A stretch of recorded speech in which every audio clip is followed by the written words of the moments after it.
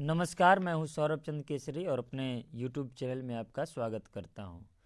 मरणोत्तर काल हम लोग पढ़ रहे थे, MCQ लगा रहे थे और 20 क्वेश्चन अभी भी बचे हैं, तो आज उसको भी समाप्त कर लेते हैं हम लोग।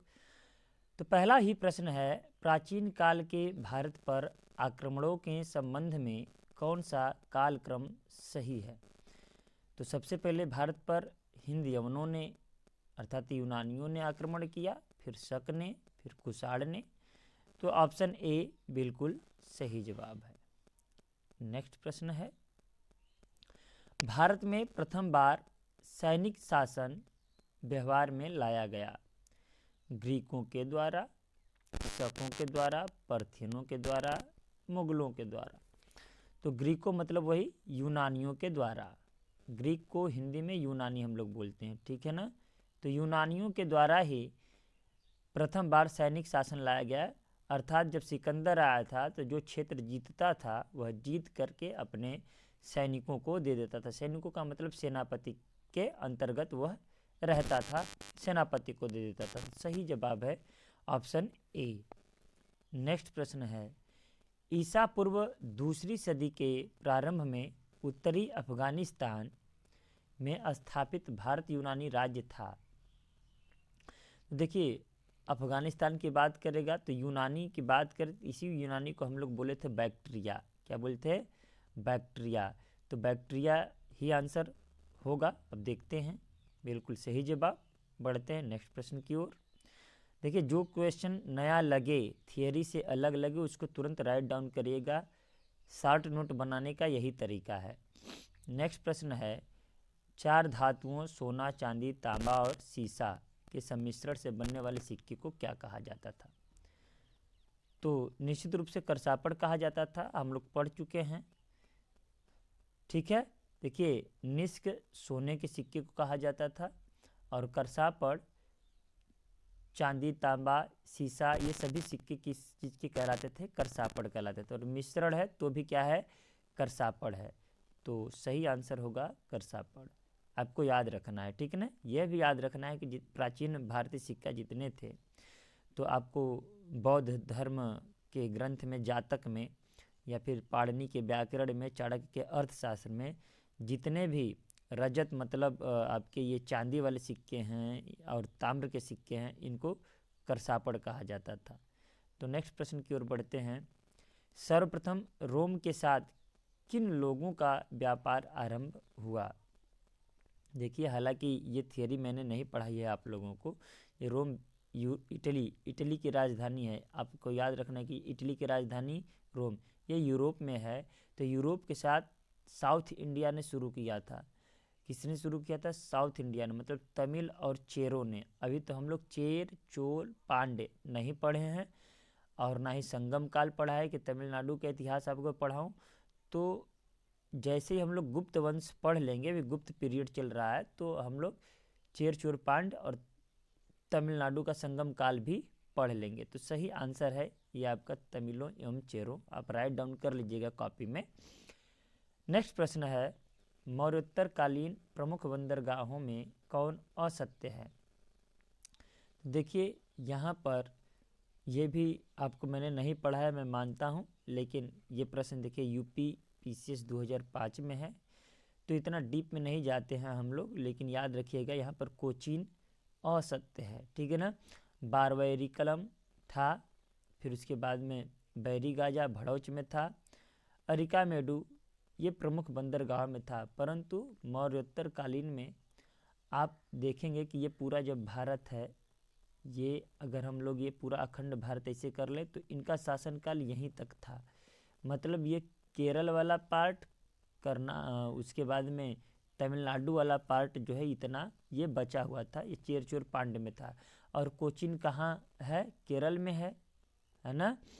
तो याद रखिएगा कि कोचीन बंदरगाह इनके प्रमुख बंदरगाह में नहीं थे। तो नेक्स्ट प्रश्न की ओर बढ़ते हैं। पेरिप्लस ऑफ द इरिस्टियन सी के नाम से, मतलब सी में पोर्ट के नाम से संबोधित किया जाता था। तो क्या किया जाता था या किसको किया गया है?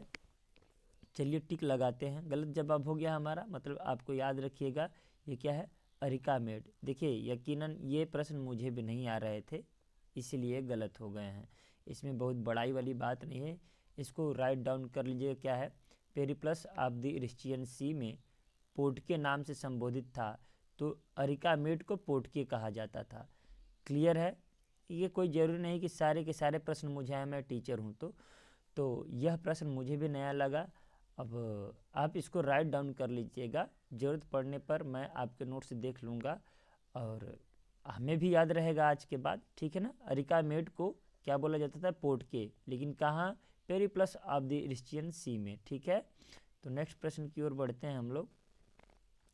मौर्य उत्तर काल में किसने भारत में हिंद यूनानी राज्य की स्थापना की? तो डिमेट्रियस पढ़ाया हूँ, नोट्स में भी है आपको।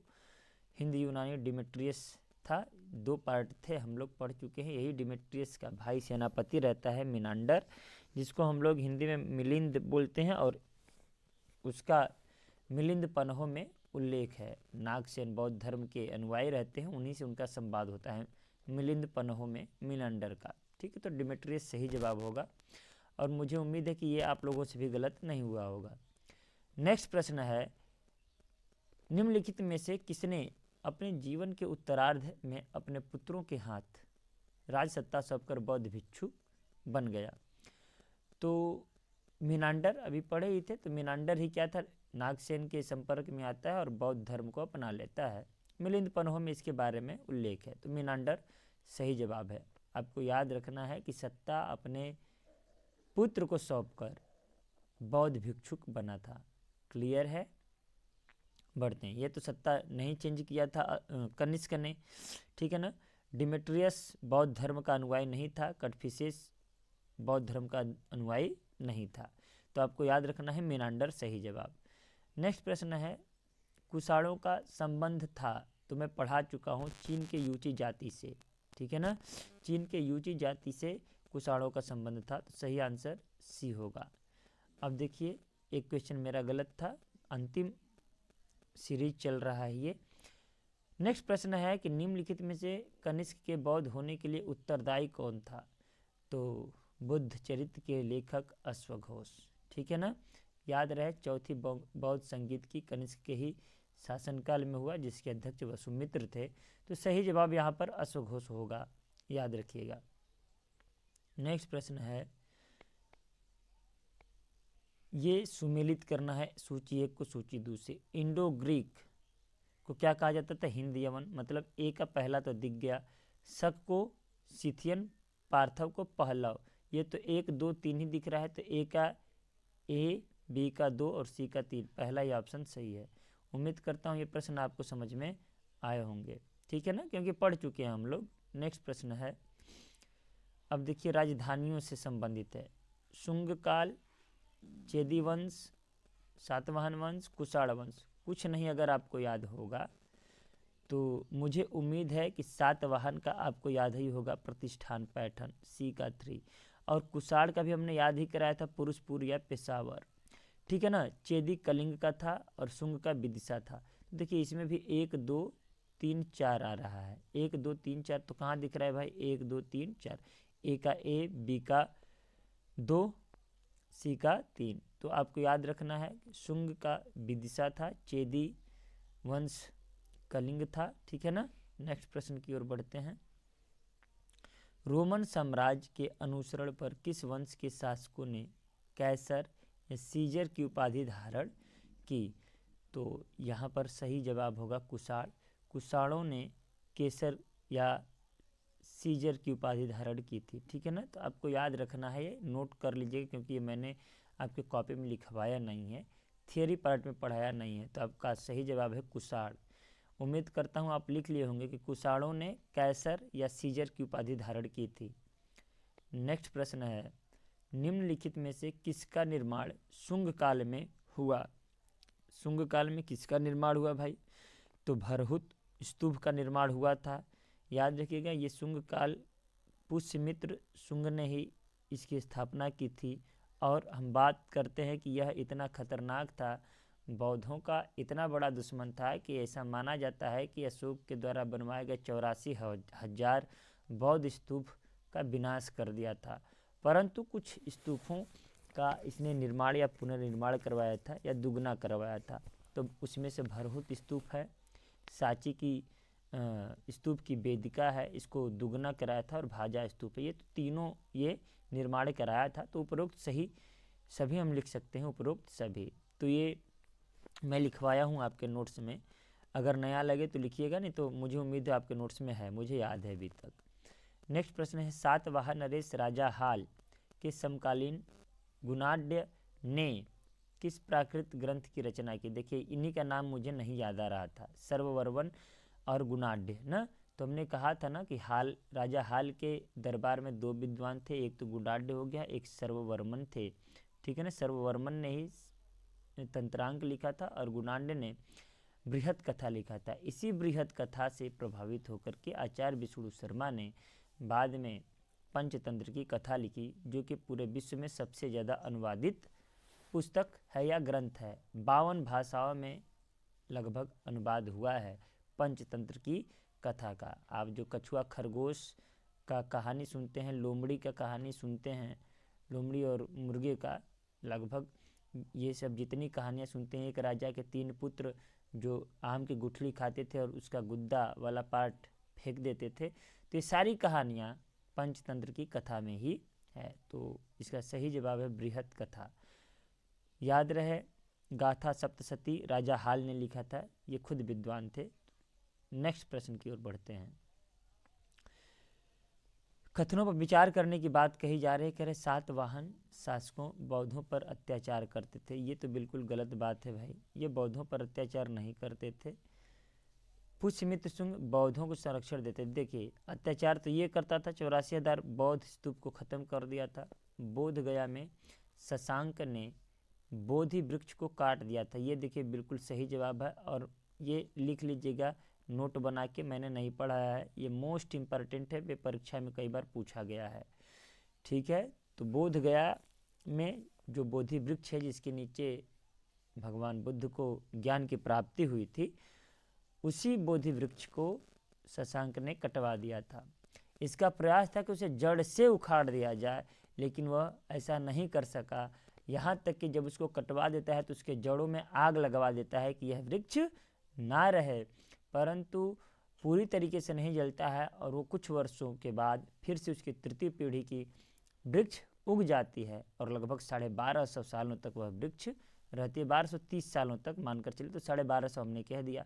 तो आपको याद रखना है कि सही आंसर 3 है, और बोधि वृक्ष को शशांक ने कटवाया था, और ये कहाँ का है? बंगाल का राजा था।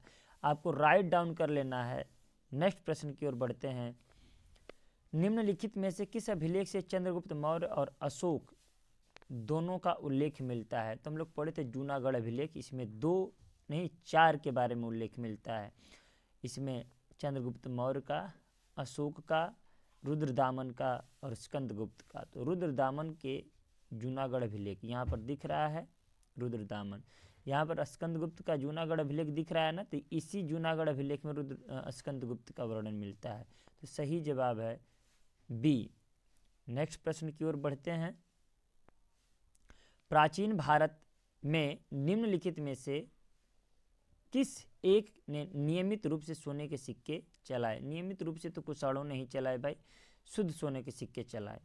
नेक्स्ट प्रश्न की ओर बढ़ते हैं, और ये अंतिम प्रश्न है। कलिंग नरेश खारवेल ये चेदी वंश के थे, ठीक है ना।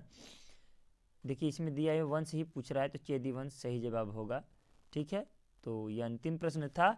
इस तरीके से हम लोग मौर्योत्तर काल के भी सभी प्रश्न कर चुके हैं। उस 70 क्वेश्चन में से मुझे उम्मीद है कि 60 क्वेश्चन तो मेरे नोट्स से ही होंगे, 10 क्वेश्चन ही शायद 10 क्वेश्चन इधर उधर के होंगे। तो चलिए मिलते हैं नेक्स्ट वीडियो में, तब तक के लिए नमस्कार।